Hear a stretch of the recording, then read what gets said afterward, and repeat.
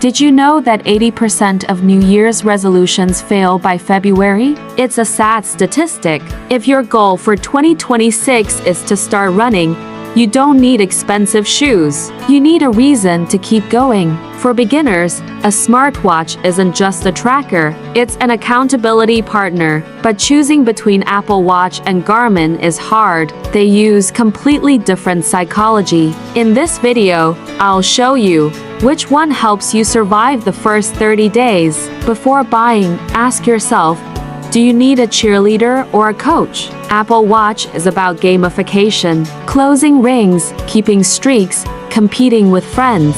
Those rings push you to stay consistent. With cellular models, you can leave your phone at home. Music and podcasts from your wrist make running easier. The downside is battery life.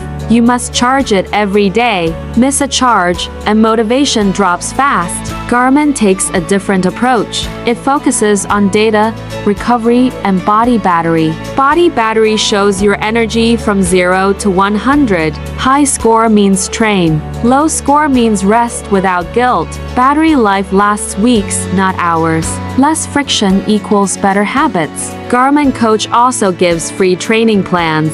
It tells you exactly what to run, but smart features are limited. Text replies aren't as smooth as Apple Watch. So here's the verdict for 2026. Choose Apple Watch for iPhone users who love motivation. Choose Garmin if you hate charging and want performance data. The best watch is the one you actually wear. Links are in the description. Good luck with your 2026 goals.